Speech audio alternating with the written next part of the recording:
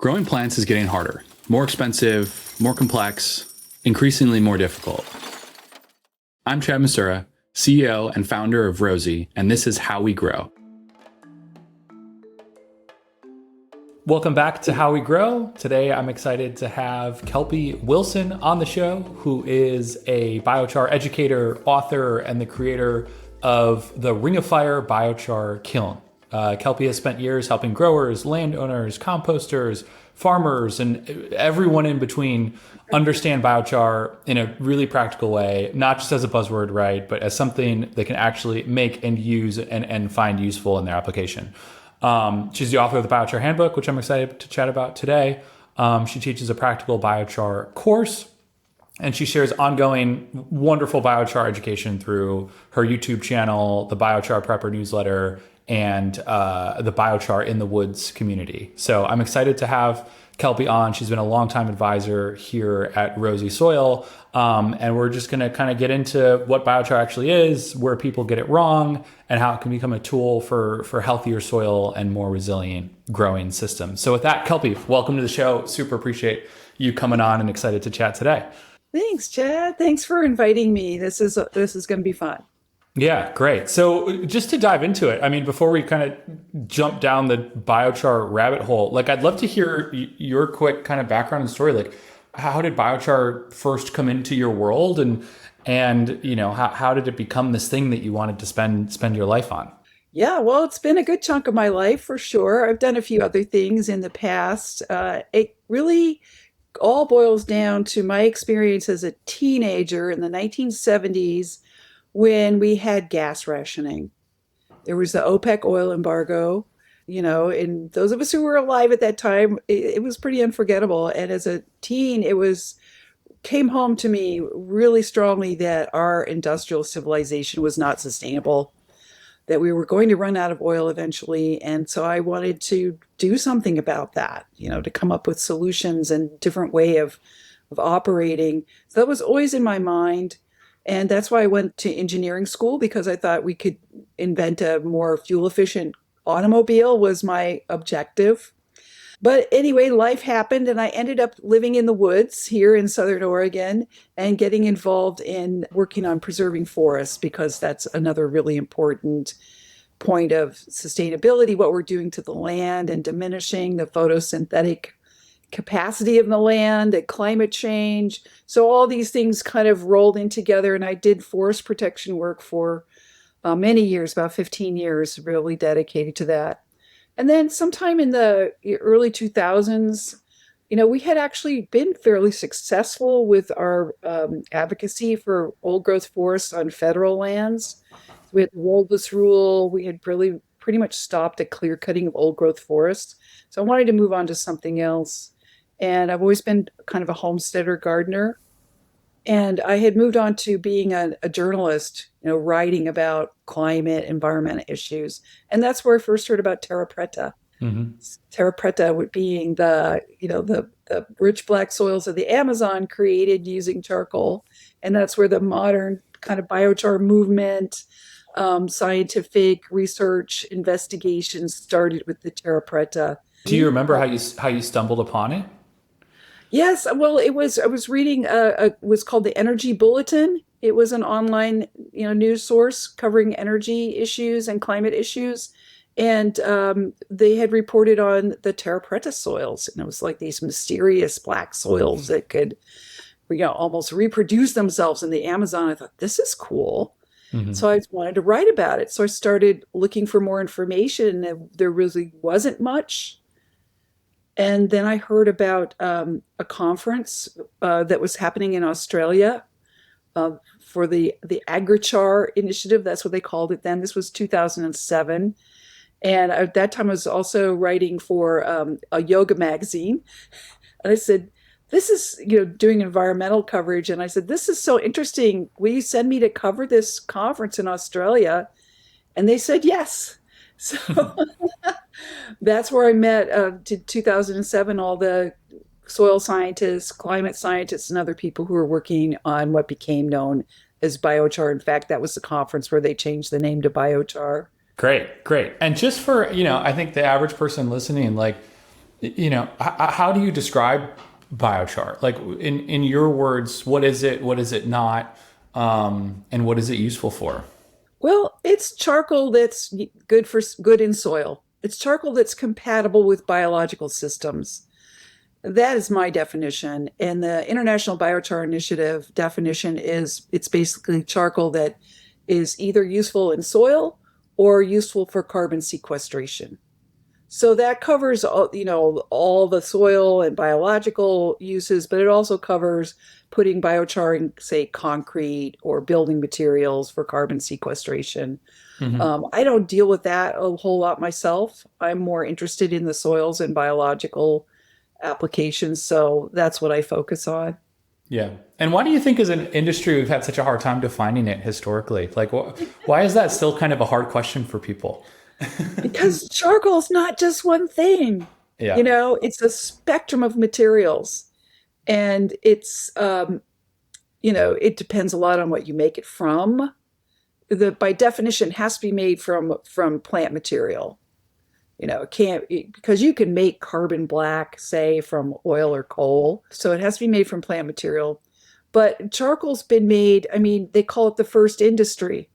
Human industry was making charcoal for fuel, for cooking. It's a Hmm. clean cooking fuel that's been used ever since we started making fires. But charcoal for a cooking fuel, ideally, that kind of charcoal is going to be very different from charcoal that you would use, say, in a water filter. So that's the spectrum. And it's based on a lot on temperature. So if you cook your char at a lower temperature, it's going to have more oils and volatile materials left in it that's great for fuel, but not so great for soil. If you cook it at a very high temperature, it's going to be lighter and less dense. You're cooked out a lot of that tarry material. It's more of a pure carbon, and that's more suitable for things like water filtration. And biochar for soil can be in between those two extremes. Yeah. Great. Okay. So it's 2007. You're at this biochar conference. You've met, I guess, all of the original biochar kind of characters. Yeah.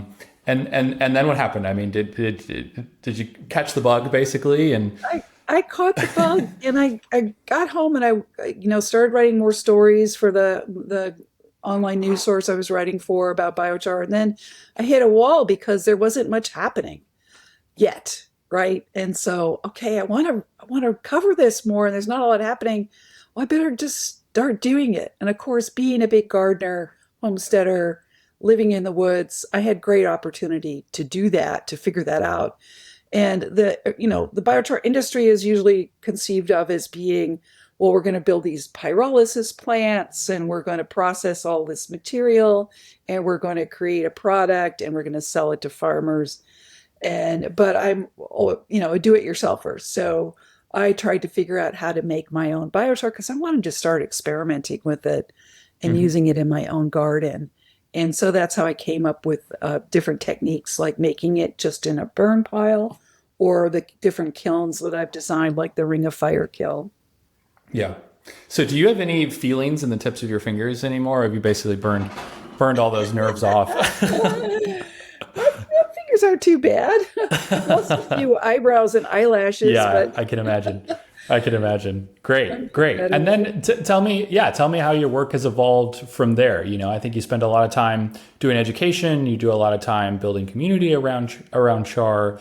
What are some of the moments I think looking back on the last couple of years in the space that you're most proud of? Well, just going back to the beginning again, though, I got back from that, started playing around with it, but early on, I really just wanted to be more involved in the science as well. So I contacted the International Biochar Initiative that I met the people at that conference and I said, can I work for you? And they said yes. So I worked for them for 4 years. And that really gave me a deep, deep grounding in the science because I was working directly with the soil scientists and the engineers who were developing pyrolysis plants.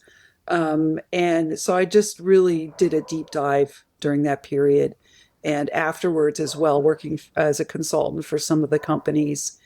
And it wasn't until maybe 2014, 2013, 2014 that I mean, I'd been making my little char and burn piles where I really started pursuing kiln design, and was lucky enough to find a group to work with that we got an NRCS grant, that's through the U.S. Department of Agriculture, to work with small farmers who had woody material, woody debris, burn piles, and also animals.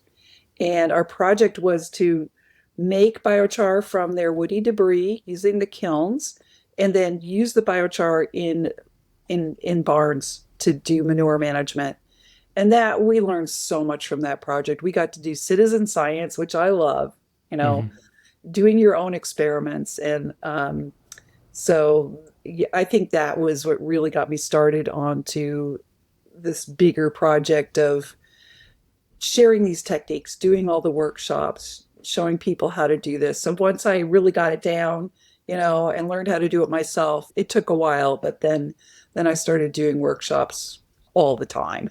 Yeah, great. So walk me through some of the basics. Like, where do you think people usually go wrong, or, maybe what goes right when they first try to apply biochar to their When they soils? try to apply it, yes. So, even back when I was working for IBI, that was a big question that came up. Okay, this is nice. You put it in a pot in a greenhouse and the Hmm. plants grew better, but how do I get this into a field?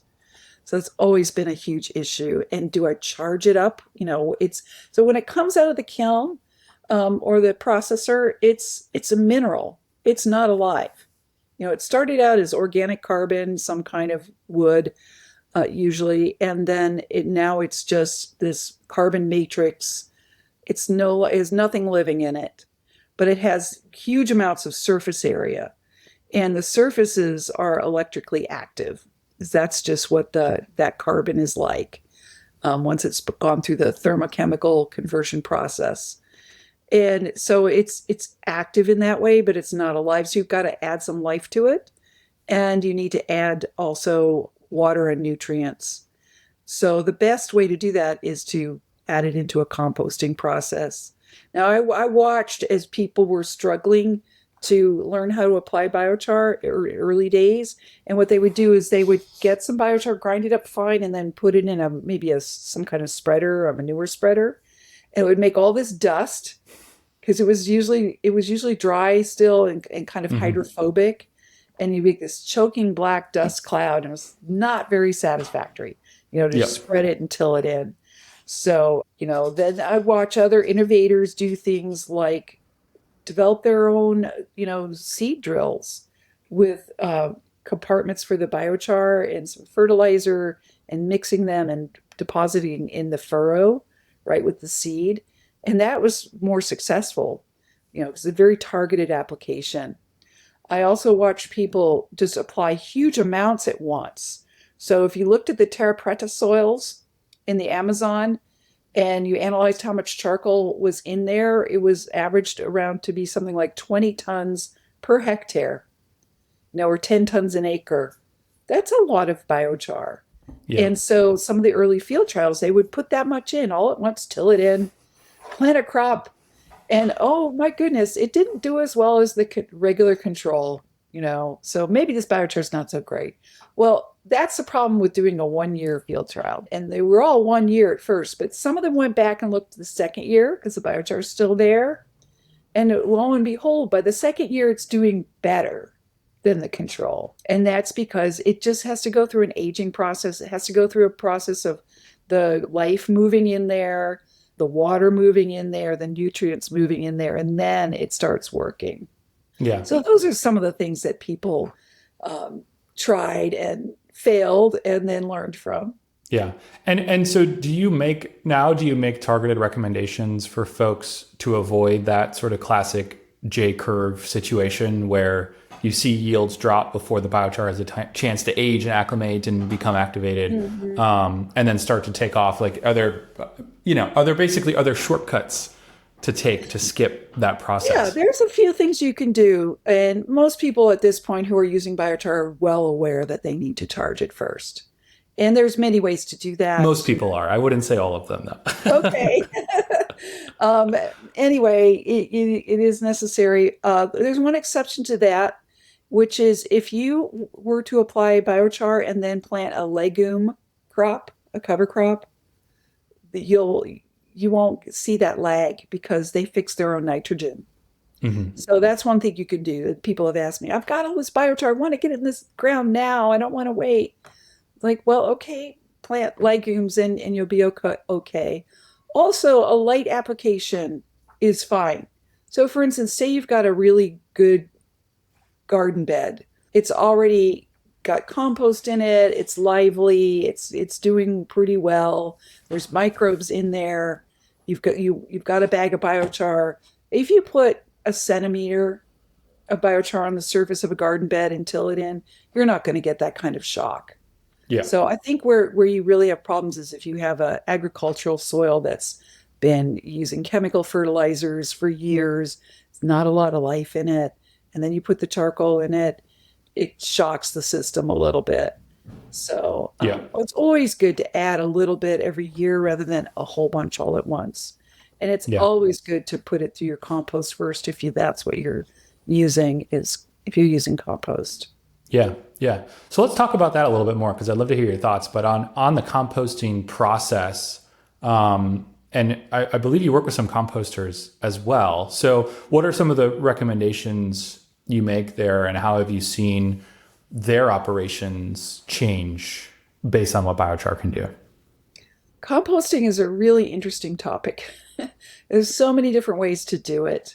Most of my experience is at the home gardening level or at the small farm level, not so much with municipal compost, although I have worked with Missouri Organic Recycling, which is a very large municipal composter in Kansas City. And what they found when they started adding biochar to their compost was they could make finished compost in half the time with half the amount of turning. Wow. So that is a really great boon because if you're a commercial composter, municipal composter in a city, near a city, you have only so much of a footprint to stage your operation, and Right. that limits how much material you can process. And so if you can move the material through faster, you can process more. And the reason why that worked so well for them was because the biochar holds air. So you don't need to turn it as much. You don't need to aerate the compost. It already is holding air. It's like a bulking agent.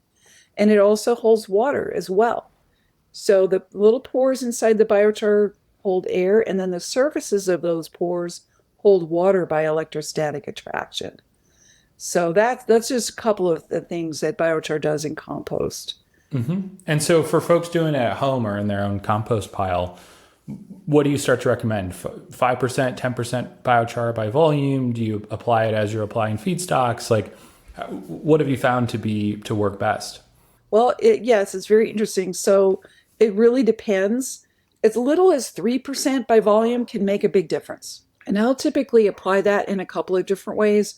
One way would be just to layer it in, have a kind of a lasagna method where you Hmm. layer your materials.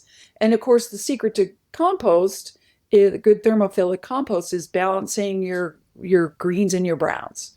So the greens being grass clippings or any high nitrogen material like food scraps, the browns being, wood chips or leaves or things like that.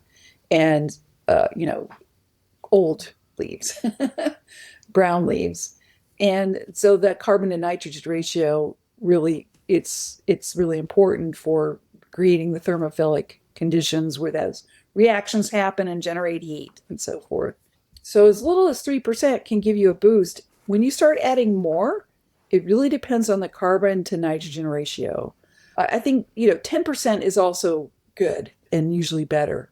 But if you have a lot of browns and you add a lot of biochar, it can actually slow things down a little bit in terms of it might not get quite as hot. It will still Hmm. make a really good finished compost, but it might not get quite as hot. And then on the other hand, if you have something like a really hot manure, so one time I got this very concentrated chicken manure from a local egg layer operation where there wasn't a lot of bedding in it. It was just pure poo. And that was so interesting because I made three piles. One, just the poo. one with 25% biochar by volume and Wow. one with Yeah. 50% Wow. biochar by volume. And with that kind of high nitrogen, the 50% was great, and it Hmm. heated up faster than the 25% because it really needed carbon badly, Yeah. because it was just pure nitrogen. And what I found also was that um, the both the biochar and the manure were high pH, over pH 8. The manure was about pH 8 and the biochar is about pH 9. So very alkaline. But at the end of the composting process, the one that had the most biochar, 50%, the pH had dropped below 8. Hmm. And also the one, the 25% had dropped, but the one with 50% dropped more. And the reason for that is because there was so much microbial activity, and the Yeah. microbes excrete organic acids. Yep. So there's so much you can learn by doing these little experiments yourself. For So I sure. And you really get to have fun at recommend, home. right? And everybody's got their own ingredients for their compost. So I really recommend get yourself a compost thermometer and make some piles. And they don't have to be big piles. You just, a half a cubic yard piles is enough to tell you how one is composting differently than the other. Yeah. Yeah. Great. Speaking about doing it at home, tell me about the Ring of Fire biochar kiln. Like, where did that come from? What problem were you trying to solve? And what were some of the steps along the way? Yes, so that came out of the NRCS project where we were inventing different kinds of kilns. And we were, I'm in Oregon. We have a lot of forest here. We also have a lot of forest fires. And we have a lot of issues with forest management where we really need to do a lot more thinning around our homes, what we call the wildland urban interface to slow down fires. We need to create fire breaks. We have a lot of tree plantations with young trees that were planted all at once. They're all the same age. They get overcrowded. They need to be thinned. So we have a lot of woody debris that we're dealing with and actively dealing with. Hmm. And that, what do you do with it once you cut it? Mostly it's just burned, just to get rid of it.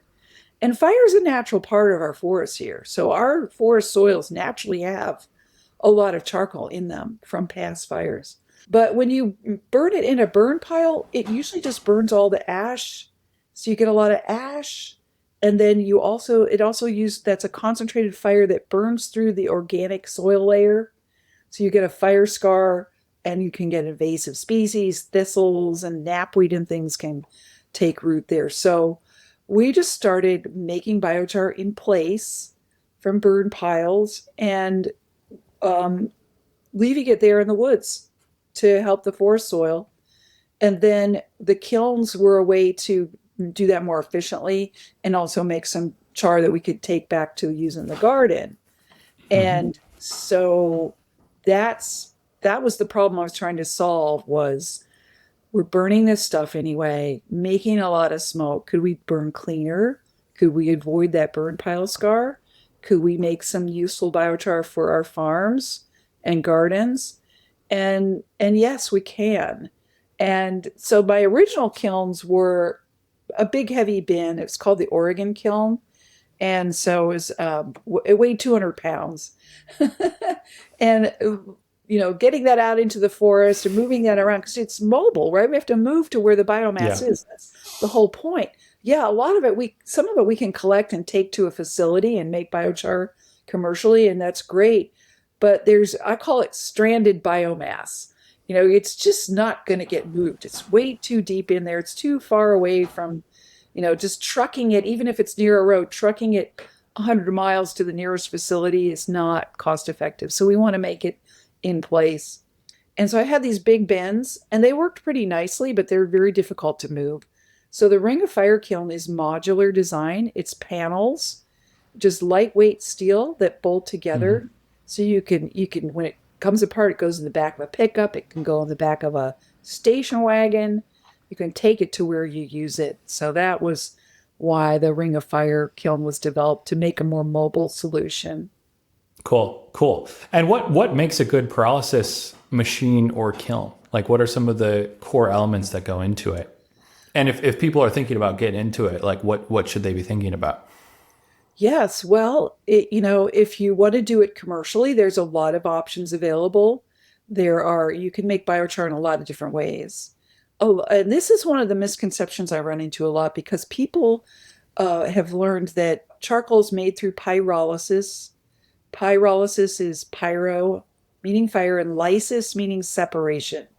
So it just describes that step in the process of heating biomass with fire, where the gases, the hydrogen, oxygen, carbon compounds that are volatile leave the char. The remaining carbon links up to in these carbon rings in a structure that's very stable. And then so the gases, volatiles leave, the remaining carbon is now stable, and that's the pyrolysis process. And that's part of combustion.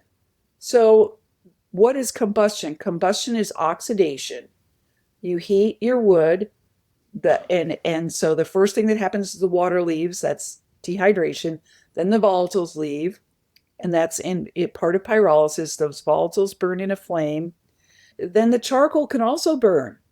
And Hmm. everybody has seen this. If you've ever had a campfire, a backyard fire, at the end of the night, the flames die down. You stop putting wood on, the flames die down, and then everybody's looking at those glowing coals. And that's when the scary stories get told, the glowing coals. And that's where the char burning. And if you let that keep going, the oxygen comes in and physically touches that carbon matrix and burns it to ash. So what we're doing with making biochar in an open flame, in the ring of fire kiln or in a campfire or in a burn pile, is we're just cutting off the process there. Now, and we do that by dousing it with water. Now, that's very different to how you might do it commercially. So there's a lot of different methods commercially. You might put your material in a vessel with a escape hole, heat it externally, like, cooking a pot. And then the gases come off and you can burn them separately. And so there's a physical barrier between the material and the oxygen. So you do that drying and that volatilization step, and your charcoal is preserved in the container. You can also do it in what's called a gasifier. You can do it in a biomass furnace. And in those methods, there's just different ways of controlling the air so that they don't burn completely. Yeah, great. Great. And then tell me about the Biochar Handbook. Tell me about the new book. Oh, well, so I've been doing this now for 20 years. And so I've accumulated a lot of knowledge, both from the theoretical side after having worked with all the soil scientists and the engineers, to develop the industry. And then from the practical side of being a do-it-yourselfer, a homesteader, working with small farmers, also working with clients who are, doing industrial biochar production. So I have a lot of background. And I'm teaching all these workshops and realizing that I need some materials. And I had little handouts. I'd made a little self-published book, but I realized I have a book length. I have a book of material here that I really need to share because I get tired of telling everybody over and over again. So I can just say, read the book.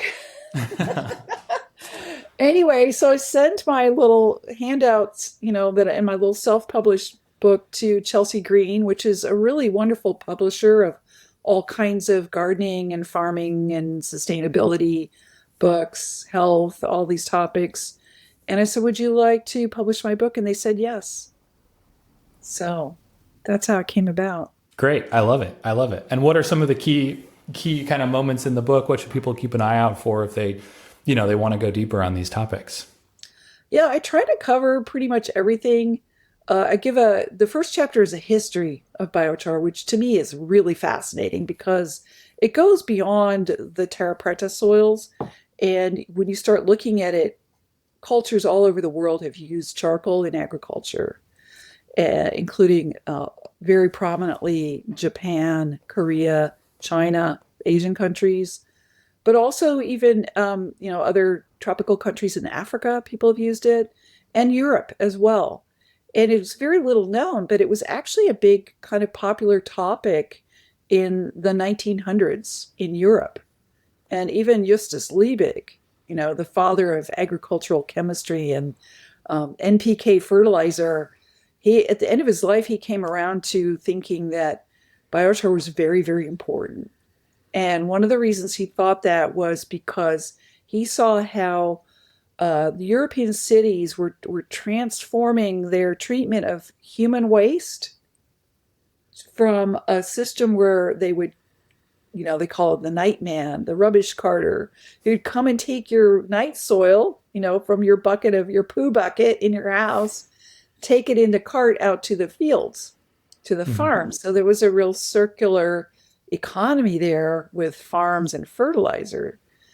And that was changing as the cities developed the flush toilet. So now everybody's poo is going into the rivers. This is causing disease, cholera, killing people. Eventually they came up with better sewage treatment, right? But you're still putting all those nutrients into the rivers and the sea. And Liebig, being a good scientist, realized that this was not sustainable. This is a bad idea. And so he was on the side of preserving the human manure with charcoal, and because it's very effective at that. In fact, I would say that is the highest and best use of biochar, is to use it to manage manure, whether human or animal. Mm-hmm. Fascinating. I didn't know that story. That's awesome. But you're asking more about the book.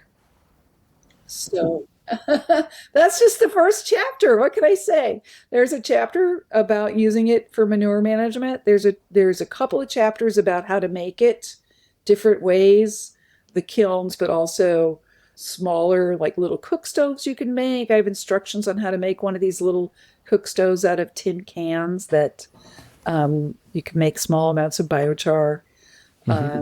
There's information about composting. There's information about using biochar and water filtration. There's information about climate.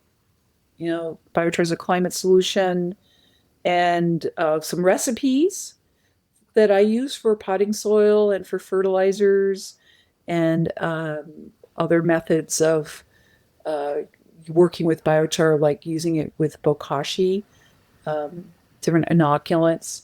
So there's a lot of information in there, and a couple of appendices that I think are really helpful for the citizen scientists. So I've got a whole protocol for testing your biochar in small pot trials that's really very, very scientifically valid. So you can really learn, when you try different mixes, you can test them. Just you let the plants tell you what they like, basically. Yeah, great. I love it. Well, that's super exciting. And we'll add a link to the book in the show notes as well. But just to wrap up here, I'm curious, we've spent a lot of time talking about the history of biochar. I'm curious your view on the future of biochar. Like, what are some of the trends or some of the things that are happening in this space and in this industry that get you really excited?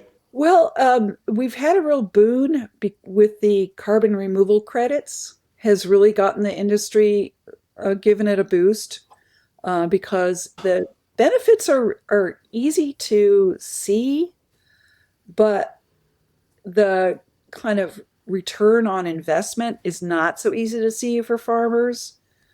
It's not cheap, unfortunately, because biochar, it takes time to make it.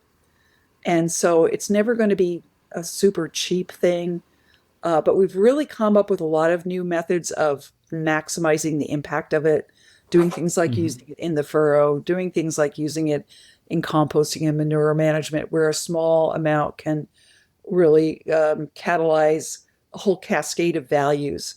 So that's very exciting, and that's really been happening a lot. Getting society to recognize some of these less immediate returns, like long-term sustainability of soils, because our soils are in trouble, our agricultural soils are in trouble, and biochar can really improve the resilience of those soils. It can hold water. So if you've got an area where there's drought, it's a long-term investment. For one of my clients, one time I did an analysis comparing adding biochar to a field soil to, and this is in California, to coming up with installing subsurface drip irrigation. So this is something that's done in the Central Valley in California, where Water's really scarce. If you put your drip irrigation system under the ground, you get less evaporation. It's more efficient use of water. But installing a system like that's really expensive, and it takes a lot of maintenance. You replace a water line, you've got to dig down in the dirt. And so I just did a comparison on the return on investment of adding biochar, which could do the same thing. And it was, the biochar wins out, but it's like this long-term infrastructure. And so Yeah. we always have trouble investing in infrastructure, right? Rather than, okay, I'm going to buy this fertilizer. It's going to be more effective this year. I'm going to get a better return. It's not always like that with biochar. I think the people who understand it best are people who are doing horticulture, orchards, berries, where they're perennial plants, grapevines. It makes more sense because they're already thinking more of a long-term return rather than, I'm going to do something this year and get a return this year. So Yeah. that's the economics of that is, we're making headway there. And then, like I said, the carbon removal credits have helped a lot of producers find, an income source right away. I think, what excites me about the future, where I think things are going is really interesting is looking at nitrogen. So I wrote a Substack about this last week called Save the Nitrogen. And because when we apply nitrogen to, synthetic nitrogen to our fields, we're losing half of it. Either if it's in the form of nitrate, it's leaching out into waterways and causing us a pollution problem. If it's urea or even manures, a lot of times they'll volatilize, and you'll smell the ammonia, so it's being lost to the atmosphere. So we're losing about half the nitrogen we put on fields, and biochar retains nitrogen. And what we're looking at right now, with the Strait of Hormuz, and back to my realization in the 1970s, oil's not forever. And, we're not going to run out of it tomorrow, but, we see how vulnerable we are to supply chain disruptions, where even here in the US, where we're a little more self-sufficient in oil, farmers still are going to have trouble getting all the fertilizer they need for Yeah. this year. So using biochar could help us conserve our nitrogen, and this may be what turns the tide here on biochar, is that kind of knowledge. Yeah. Great. Well, that's a wonderfully optimistic way to end this conversation. I super appreciate your time. This is really fun. And we'll add a link to the book in the show notes. And super appreciate you taking the time, Kelpie. You bet. And I love what you guys are doing, Chad, with Rosy Soil, making a product that's ready to use. So, not everybody's a do-it-yourselfer. But you've got a wonderful product that people can just see a difference with right away. And that's really important for biochar. Yeah. Yeah. Thanks so much. And thanks for all your help crafting this along the way. So, have a wonderful day, Kelpie. And I hope we get to talk soon. All right. Take care. All right. Have a good one.